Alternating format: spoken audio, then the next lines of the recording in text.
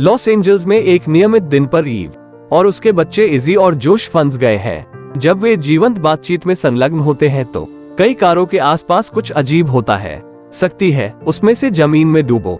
उन्होंने जल्द ही महसूस किया कि उनके नीचे की जमीन एक सिंकहोल का निर्माण कर रही है। जब परिवार भागने की कोशिश करता है तो दरारें लगभग पकड़ लेती हैं। जोश एक छोटी लड़की की मदद करने के लिए रुकता है, लेकिन उसके बाद अपने परिवार के साथ नहीं रह पाता। वो अंततः उस छेद में गिर जाता है जिसके पीछे उसकी माँ होती है। हवा अपनी बेटी से कहती है कि वो उससे प्यार करती है। शहर का एक हवाई दृश्य अमेरिका को इसके बीच में एक विशाल छेद दिखाता है। लोग मित्र जेड में जाते हैं और आपातकाल की स्थिति घोषित कर दी जाती है। कहीं और हवा का पति गेविन अपने नियोक्ता के साथ बैठक में है। वो एक पूर्व है सैन्य पायलट जिसने एक दुर्घटना के बाद अपनी नौकरी छोड़ दी। इससे उसे मानसिक पीड़ा हुई, आघात जो मतिभ्रम और उन्मत्त। गेविन सिंकहोल के बारे में खबर देखता है और अपने परिवार की तलाश के लिए साइट पर दौड़ता है। अंत में एक जाना पहचाना चेहरा देखकर इजी उसे गले लगा लेती है और उसकी बाहों में रोती है। गेविन का दिल अपनी पत्नी और बेटे के बारे में जानकर टूट जाता है। अचानक अजीब पक्षियों का एक झुंड सिंकहोल से बाहर उड़ता है और उसे पकड़ लेता है। आकाश में गायब होने से पहले भीड़। निम्न दृश्य में हम देखते हैं ईव एक खेत में जाग रहा है। उलझन में वो चारों ओर देखती है और आकाश में एक हरे रंग की रोशनी को देखती है। वो एक पत्थर के पास है, उस पर खून से लथपथ निशान के साथ। तब उसे जोश गिरने की चमक याद आती है छेद में और उसकी तलाश शुरू कर देता है। एक घास के मैदान को पार करने के बाद वो जंगल में पहुंचती है और एक ऐसे आदमी से मिलती है जो बिल्कुल वैसा ही है। भ्रमित हो गए क्योंकि दोनों ने देखा कि धुआं उठता हुआ पास में गाता है और क्या देखने के लिए दौड़ता है। प्रत्येक व्यक्ति और वाहन जो सिंकहोल में गिरे थे वे यहाँ उतरे हैं। ईव पुनर्मिलन अपने बेटे और अन्य बचे लोगों के साथ। उन्हें जल्द ही पता चला कि वे गिर गए थे। आसमान में हरी भरी लहरें, लेकिन ऊपर जाने का रास्ता कोई नहीं जानता। समूह का नेतृत्व डॉक्टर सैम कर रहे हैं जो सभी से स्थिति का सर्वोत्तम उपयोग करने के लिए कहता है। भोजन और पानी इकट्ठा करना। मैरी बेथ नामक एक पुलिस अधिकारी को छोड़कर हर कोई समूह के लिए अपना काम करता है, जो प्रोटीन सलाखों के एक बॉक्स को छिपाने की कोशिश करता है। जब जोश उसे बाहर बुलाता है तो वो दावा करती है कि कठिन होने पर वे एक समुदाय के रूप में नहीं रह सकते हैं। कई बार अचानक एक भेड़िया उनकी साइट पर आ जाता है और उन पर हमला कर देता है। मुझे आशा है कि यह मैरी बेथ के रूप में मार डालेगी। जल्द ही जानवर के पीछे उसका झुंड आता है जो बचे लोगों को अराजकता में भेज देता है। हर कोई निकटतम कारों के अंदर जाता है, लेकिन हवा दो भेड़ियों के बीच फंस जाती है।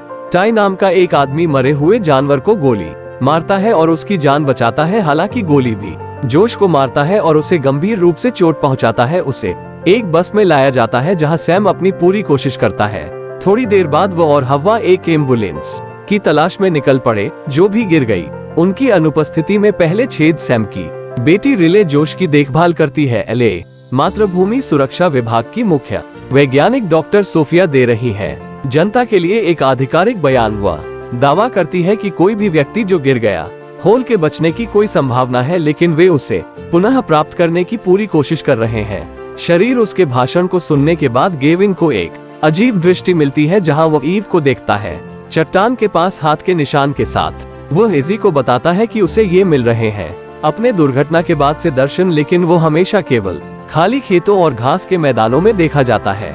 इस बार नजारा अजीब है क्योंकि वह अपने परिवार को उसी में देख रहा है, वो जगह जिसने उसे इतने लंबे समय तक प्रेतवाधित किया है। इस बीच सोफिया की टीम एक ड्रोन को सिंकहोल में भेजती है, लेकिन जैसे जैसे वो करीब आती जाती है हरी बत्ती यह सिग्नल भेजना बंद कर देती है। गेविन के बाहर एक और दृष्टि मिलती है और इस बार दुर्घटनाग्रस्त ड्रोन को देखता है। उसका पीटीएसडी उसे सिंकहोल दृष्टि दे रहा है। वो सोफिया को अपने दर्शन के बारे में बताने की कोशिश करता है, लेकिन वो उसे परिवार के एक और सुबह के सदस्य के रूप में खारिज कर देती है। सिर्फ उसे ही नहीं बल्कि क्या वह भी ऐसा ही सोचता है। गेविन को पता चलता है कि उसके दावे सही है। पागल, लेकिन अगर मौका है उसकी पत्नी और बेटा जीवित है तो वो कुछ भी करेगा। उन्हें बचाने के लिए वो घर जाता है और उन तस्वीरों की तलाश करता है जो उसने वास्तव में एक यात्रा पर ली थी, क्योंकि वह वास्तविक जीवन में प्रिंट के साथ पत्थर को देखकर अपने आश्चर्य को याद करते हैं। तस्वीर और पता चलता है कि पत्थर कहीं और है, यहाँ तक कि सामू भी। वे अभी भी एम्बुलेंस की तलाश कर रहे हैं। जब उन्हें प्रतिबद्ध करने के बारे में पता चलता है अकल्पनीय वो उसे यह कहते हुए रोकता है कि वह जीने के योग्य है चाहे उसके पास कुछ भी हो। टाई के माध्यम से खोज में शामिल हो गया क्योंकि उसने पहली बार एम्बुलेंस को देखा था। मैं वापस उतरा एक गेविन चट्टान को ढूंढता है और उसे देखने के लिए उसके चारों ओर खुदाई करना शुरू कर देता है। अधिक सुराग के रूप में वो सोचता है कि उसके पिता पागल हो गए हैं जब तक कि उसे ईव्स रिंग नहीं मिलती, जमीन जिसे वो अपने गले में पहनती थी। तो अंत में समूह को भी मिल जाती है। एक खाली मैदान में एम्बुलेंस वो वाहन पर हॉलीवुड की पहाड़ियों के चिन्ह को देखती है। दो दिखने की पहचान एकल है, जिसका अर्थ है कि वे अभी भी एलए में हैं, लेकिन अतीत में जब अचानक उन पर एक बाघ द्वारा हमला किया जाता है जो उनका पीछा करते हुए रास्ते से हट जाता है, सैम गिर जाता है एक पहाड़ी, लेकिन अन्य दो उसके लिए नहीं देख सकते हैं, जबकि एक के जानवर द्वारा पीछा किया जा रहा है। जानवर एक बिंदु पर बाघ से पहले हमला होने से कुछ सेकंड दूर है। यह स्पष्ट रूप से एक आदमी द्वारा बनाया गया है, जिसका अर्थ है कि वे यहाँ अकेले लोग नहीं हैं। अगले कुछ घंटों के लिए वे सैम की तलाश करते हैं और उसे तल पर लेटा पाते हैं। पहाड़ी उसकी पीठ में चोट लगी है, लेकिन वह अभी भी होश में है कि उन्हें तुरंत जाना होगा वापस शिविर में, क्योंकि सैम को पता चलने पर अब तक जोश का घाव संक्रमित हो गया है कि वो उस समूह को धीमा कर रहा है जो वो दूसरों को पहले जोश के पास जाने के लिए कहता है। ईव टाई को आदमी की देखभाल करने के लिए छोड़ देता है। मनुष्य अभी तक इसकी खोज नहीं कर पाए हैं, जबकि वो स्वयं शिविर में लौटती है। इस बीच मैरी बेथ को ट्रंक के अंदर ड्रग्स वाली एक कार मिलती है और वो जानती है कि कौन है।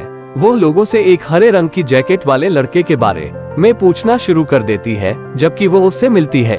वेरोनिका मुक्त है, पिता की कल हमले में मृत्यु हो गई थी और उसके शरीर को घसीटा गया था।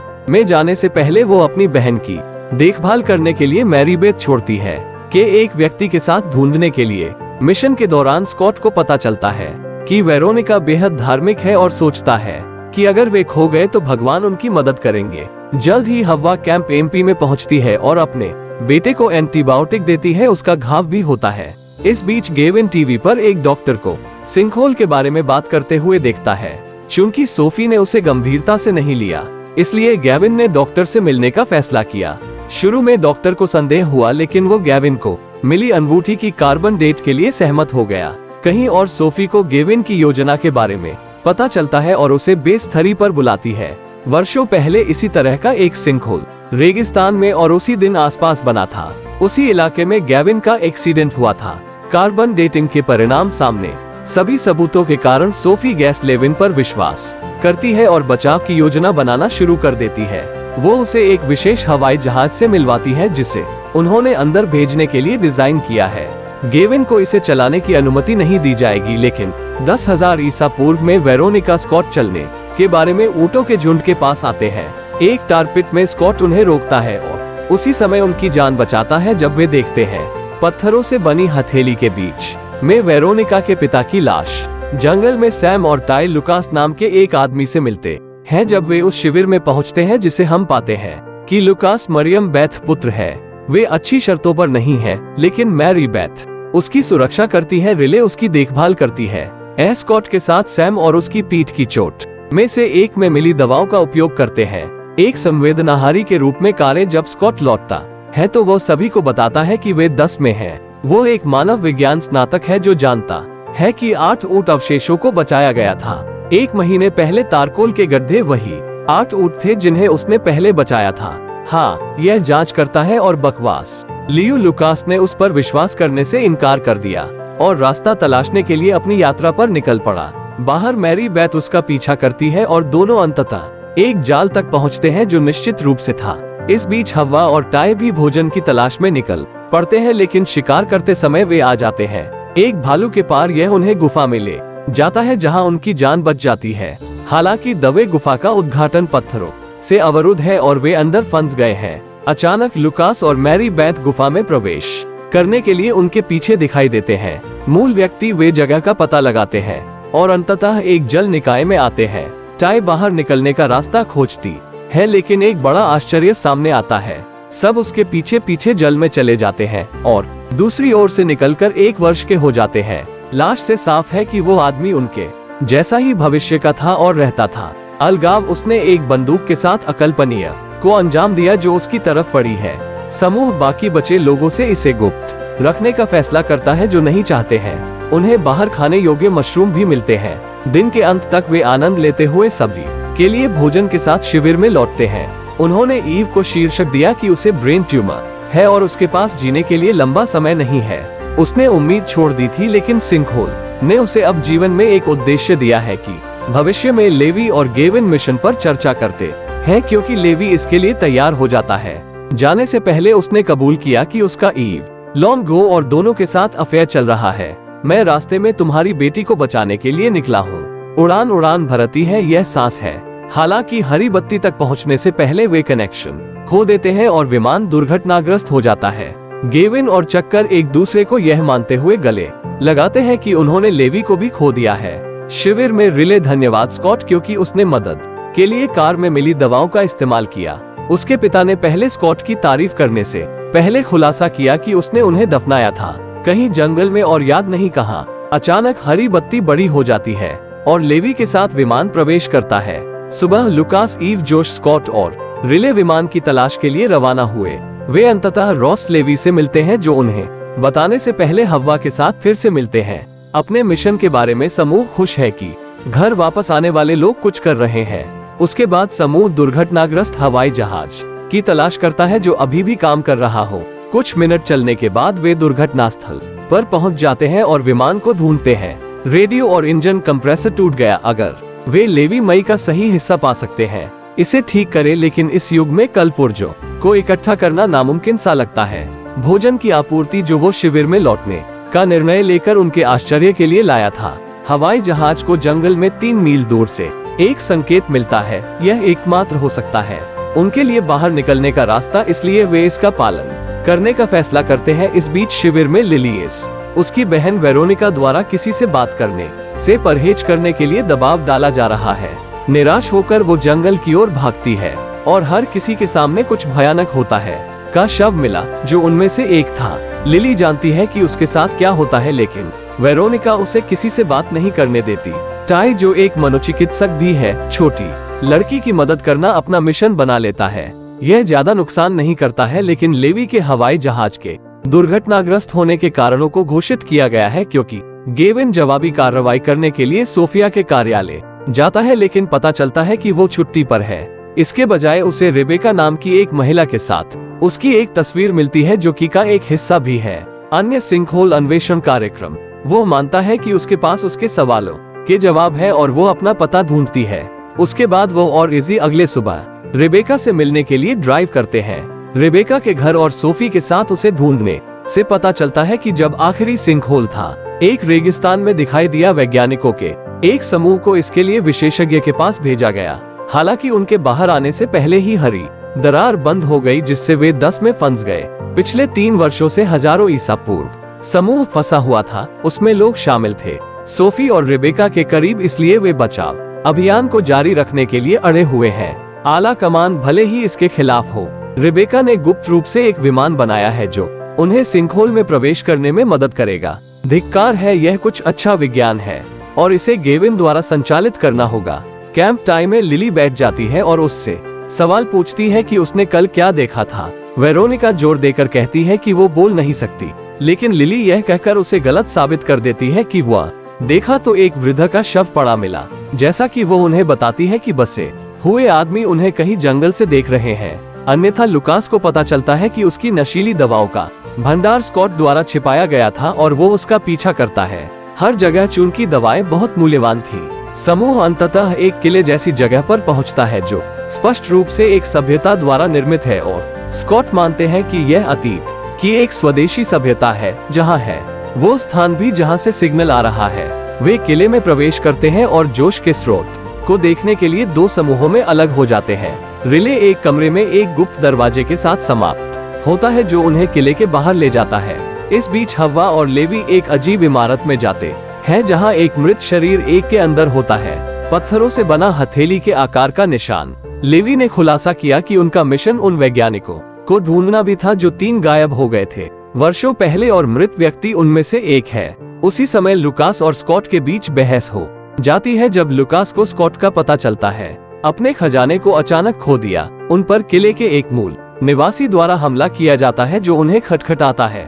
जोश के बाहर और रॉय रेली को भी देखा जाता है और उन पहाड़ियों का पीछा किया जाता है जिनमें वे छिपते हैं, चट्टानों के बीच किसी तरह जान बचाए।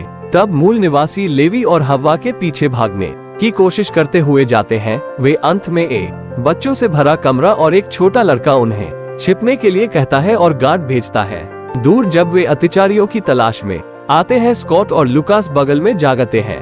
मृत शरीर पहले से अपने हाथों को मुक्त करने और बाहर दौड़ने के लिए लाइटर का उपयोग करते हैं। अब तक जोश और रिले भी बचे हुए लोगों को पाने के लिए वापस आ गए हैं। वे एक बच्चे की मदद से मूल स्थान से बाहर इकट्ठा होते हैं जो उन्हें रास्ता दिखाता है।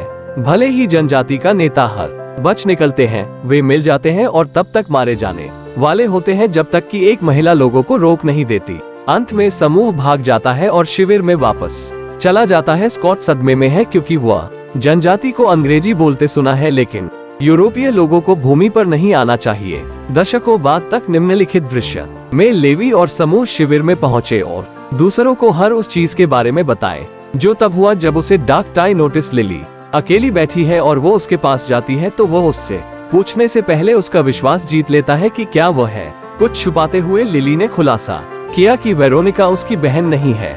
1 साल पहले उसे वेरोनिका और उसके पिता ने अपहरण कर लिया था और वो हमेशा उनके साथ रही है।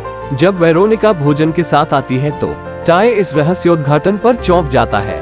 इस बीच भविष्य में रेबेका गेविन को एक प्राचीन सभ्यता में ले आती है जो है माना जाता है कि जहां सिंकहोल के बचे हुए लोग समाप्त हुए थे। यह तब सिद्ध होता है जब वे ईव का एक प्राचीन पत्र खोजे जिसमें गेविन से माफी मांगते हुए उसकी बातों पर विश्वास न किया गया हो। गेविन को यह भी बताया गया है कि उसे आज विमान को सिंकहोल में पायलट करना है, अन्यथा यह अगली शाम को बंद हो जाएगा और बाकी लोग अतीत में फंसे रहेंगे। लौटेगा लेकिन इजी उसे जाने देता है। इस तरह के और वीडियो के लिए सब्सक्राइब करें।